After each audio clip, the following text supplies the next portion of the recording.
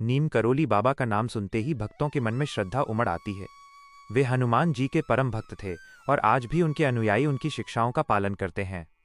बाबा का जीवन चमत्कारों से भरा हुआ था। वे बिना कुछ बोले लोगों के मन की बात समझ लेते थे और उनकी समस्याओं का निवारण कर देते थे।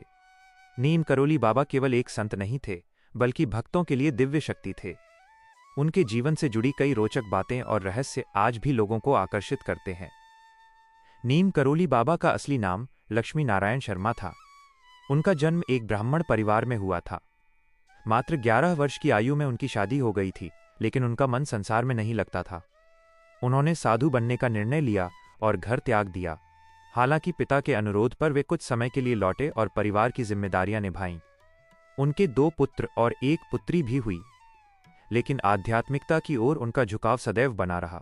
कहा जाता है कि 17 वर्ष की उम्र में ही उन्हें ज्ञान प्राप्ति हो गई थी और उनके गुरु स्वयं हनुमान जी थे। नीम करोली बाबा ने पूरे भारत में भ्रमण किया और विभिन्न स्थानों पर उन्हें अलग अलग नामों से जाना गया। लेकिन नीम करोली बाबा नाम कैसे पड़ा, इसके पीछे एक दिलचस्प घटना है। एक बार वे ट्रेन में बिना टिकट यात्रा कर रहे थे। टिकट परीक्षक ने उन्हें नीम करोली स्टेशन पर उतार दिया। बाबा वहीं बैठ गए और अपना चिमटा जमीन में गाड़ दिया। इसके बाद ट्रेन आगे नहीं बढ़ सकी। अधिकारी और यात्री घबरा गए। किसी ने सुझाव दिया कि बाबा से क्षमा मांगे। माफी मांगने पर बाबा ने ट्रेन चलाने की अनुमति दी और ट्रेन चल पड़ी।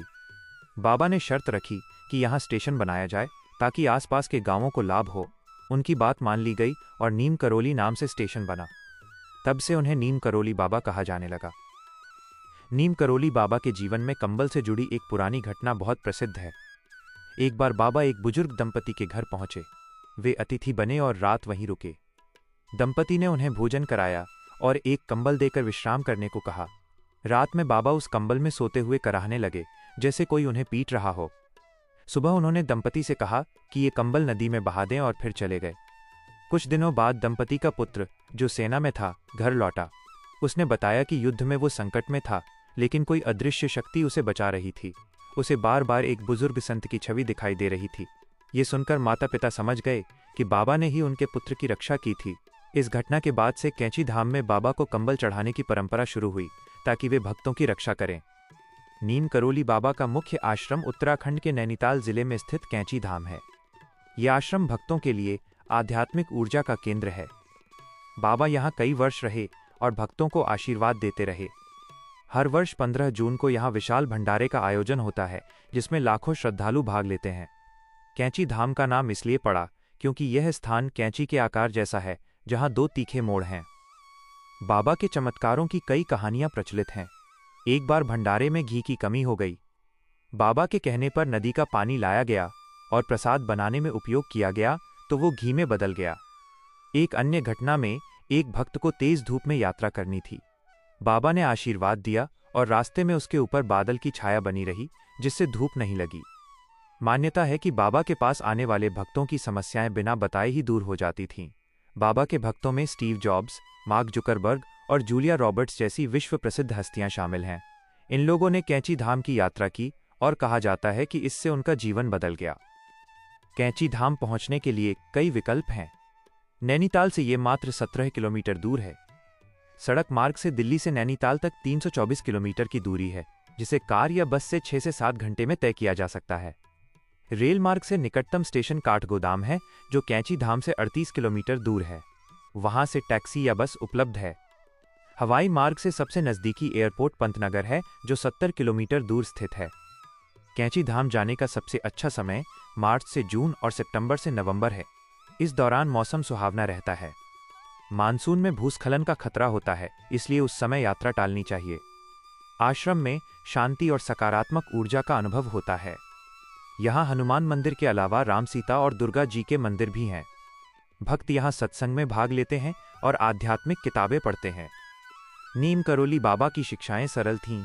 सबको प्रेम करो, सेवा करो और राम नाम जपो। वे कहते थे कि सभी धर्म एक हैं और मन को शुद्ध रखो। उनके चमत्कार केवल शक्तियां नहीं थे, बल्कि भक्तों में विश्वास जगाने के माध्यम थे। आज भी कैंची धाम में आने वाले भक्तों को लगता है कि बाबा जीवित हैं और उनकी रक्षा कर रहे हैं। बाबा के रहस्यों में एक ये भी है कि वे भविष्य जानते थे। कई भक्तों ने बताया कि बाबा आने वाली घटनाओं की पूर्व सूचना दे देते थे। एक बार एक भक्त की मृत्यु होने वाली थी, लेकिन बाबा के आशीर्वाद से वो बच गया। ऐसे अनेक किस्से हैं जो बाबा की दिव्यता को सिद्ध करते हैं। कैंची धाम न केवल धार्मिक स्थल है, बल्कि प्रकृति की गोद में शांति का केंद्र है। पहाड़ों से घिरा ये आश्रम मन को शांत करता है। यहाँ आने पर भक्तों को अपनी समस्याओं का समाधान मिलता है। नीम करोली बाबा की कृपा से कई लोगों का जीवन बदल गया। यदि आप आध्यात्मिक शांति की तलाश में हैं, तो एक बार कैंची धाम जरूर जाएं। बाबा की जय। हनुमान जी की जय। यह स्थान हनुमान भक्ति का प्रमुख केंद्र है। बाबा को हनुमान जी का अवतार माना जाता है। यहाँ हनुमान चालीसा का पाठ करने से विशेष फल मिलता है। आश्रम में स्थापना दिवस पर मालपुए का भोग लगाया जाता है। मथुरा से कारीगर बुलाए जाते हैं। नीम करोली बाबा का महासमाधि के बाद भी प्रभाव बना हुआ है। उनके शिष्य आश्रम का संचालन करते हैं। विश्व भर में उनके आश्रम हैं, लेकिन कैंची धाम सबसे प्रमुख है। बाबा की शिक्षाएं आज की भागदौड़ भरी जिंदगी में प्रासंगिक हैं। वे कहते थे, चिंता मत करो, सब राम जी करेंगे। इस प्रकार नीम करोली बाबा का जीवन प्रेरणा का स्रोत है। उनके रहस्य और चमत्कार भक्तों के विश्वास को मजबूत करते हैं। कैंची धाम की यात्रा जीवन को नई दिशा दे सकती है। जय बाबा नीम करोली। क्या आप नीम करोली बाबा या कैंची धाम के बारे में कुछ और जानना चाहते हैं?